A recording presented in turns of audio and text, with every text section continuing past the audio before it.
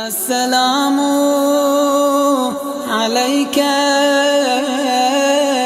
يا أبا عبد الله السلام عليك يا ابن رسول الله بسم اللہ الرحمن الرحیم۔ ماہ مبارک رمضان کے 7ویں روزے کے دن کی دعا۔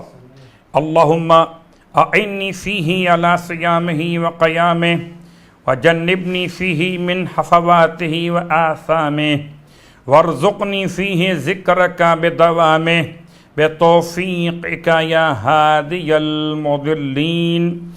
آج کے دن کے دعا کے پڑھنے کا ثواب کہ جو بھی اس دعا کی تلاوت کرے گا پروردگار اس کو جنت میں وہ چیزیں عطا فرمائے گا جو شہداء، سعداء اور اولیاء کو عطا کی گئیں۔ اور ماہ مبارک رمضان کے 7ویں دن کے روزے کا ثواب کہ اللہ تعالی جنت نعیم میں تمہیں 40,000 شہیدوں اور 40,000 صدیقین کا اجر و ثواب عطا فرمائے گا۔ ماہ مبارک رمضان میں روزوں کے مسائل کے ذیل میں اگر انسان کو یہ شک ہو کہ ماہ شعبان کی آخری تاریخ ہے یا ماہ رمضان کی پہلی تاریخ، تو اس حالت میں انسان کو چاہیے کہ اس دن ماہ مبارک رمضان کے روزے کی نیت نہ کرے۔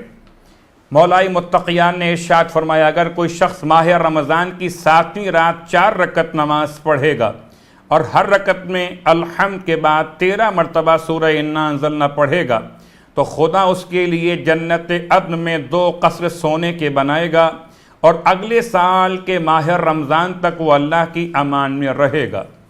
رسول خدا کی دعا اس رات کے لیے۔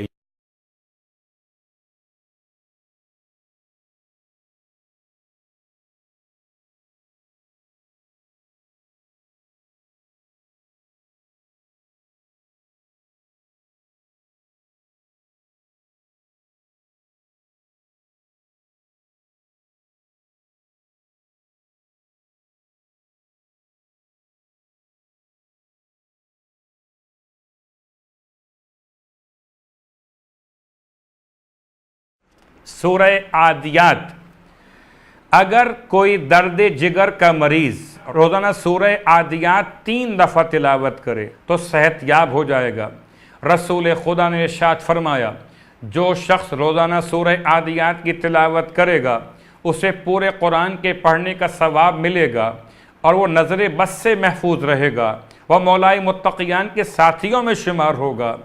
اگر سورہ عادیات پڑھے گا تو خوف زدہ کا خوف ختم ہوگا، بھوکے کی بھوک ختم ہوگی، پیاسے کی پیاس ختم ہوگی، مقروض کا قرض جلد ادا ہوگا، اسے امت کے تمام یتیموں کو لباس پہنانے کے برابر ثواب ملے گا۔